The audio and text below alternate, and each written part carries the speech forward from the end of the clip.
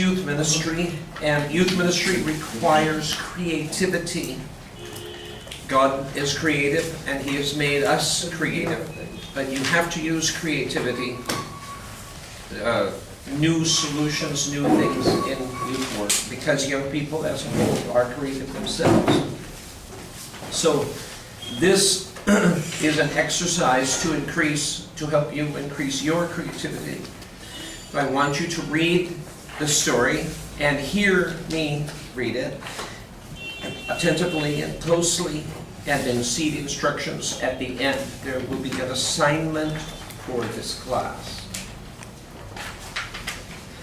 In the very olden time, there lived a semi-barbaric king whose ideas, though somewhat polished and sharpened by the progressiveness of distant Latin neighbors, were still large, florid, and untrammeled. As became half of him, which was barbaric, he was a man of exuberant fancy, and withal of an authority so irresistible that at his will he turned his very fancies into facts. He was greatly given to self-communing, and when he and himself agreed on anything, the thing was done. When any member of his domestic or political systems moved smoothly in its appointed course, his manner was bland and genial. But whenever there was a little hitch, and some of his orbs got out of their orbits, he was blander and more genial still, for nothing pleased him so much as to make the crooked straight and to crush down uneven places. Among the borrowed notions by which his barbarism had been semified was that of the public arena, in which, by exhibitions of manly and beastly valor, the minds of his subjects were refined and cultured. But even here, the exuberant and barbaric fancy asserted itself. The arena of the king was built not to give the people the opportunity of hearing the rhapsodies of dying gladiators, nor to enable them to view the inevitable conclusion of a conflict between religious opinions and hungry jaws, but for purposes far better shaped, to widen and develop the mental energies of his people. This vast amphitheater, with its encircling galleries and its mysterious vaults and its unseen passages, was an agent of poetic justice, in which crime was punished or virtue rewarded by the decree of an impartial and incorruptible chance. When a subject was accused of a crime of sufficient importance to interest the king, public notice was given that on an appointed day, the fate of the accused person will be decided in the king's arena. A structure well deserved its name, for although its form and plan were borrowed from afar, its purpose emanated solely from the brain of this man, who every barleycorn king knew no tradition to which he owed more allegiance than pleased his fancy, and who engrafted on every adopted form of human thought and action the rich growth of his barbaric idealism.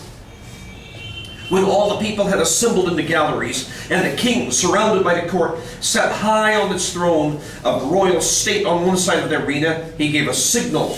A door beneath him opened, and the accused subject stepped out into the amphitheater.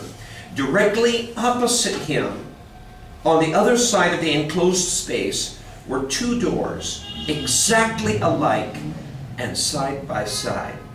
It was the duty and the privilege of the person on trial to walk directly to these doors and open one of them. He could open either door he pleased.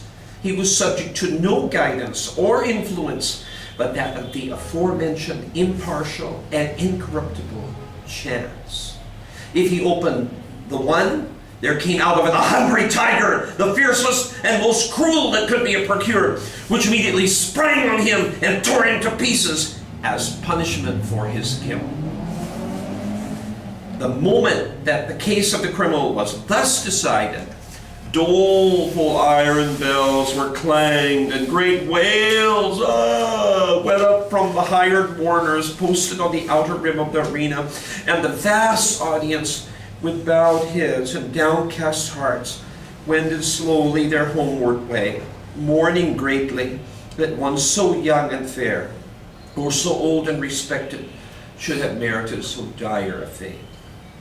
But if the accused person opened the other door, there came forth from it a lady, the most suitable to his years and station that his majesty could select from among his fair subjects. And to this lady he was immediately married as a reward of his innocence.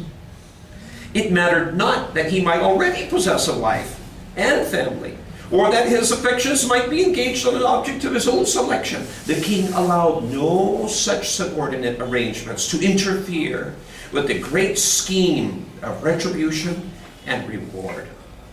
The exercises, as in the other instance, took place immediately and in the arena. Another door opened beneath the king, and the priest, followed by a band of choristers and dancing maidens, blowing joyous airs on golden horns and treading in epithalamic measure, advanced to where the pair stood side by side, and the wedding was promptly and cheerfully solemnized. Then the brass bells rang forth their merry peals, and people shouted glad hurrahs, and the innocent man, preceded by children strewing flowers on his path, led his bride to his home. This was the king's semi-barbaric method of administering justice. Its perfect fairness was obvious. The criminal could not know out of which door would come the lady. He opened either he pleased, without having the slightest idea whether in the next instant he was to be devoured or married. On some occasions, the tiger came out of one door, and on some out of the other.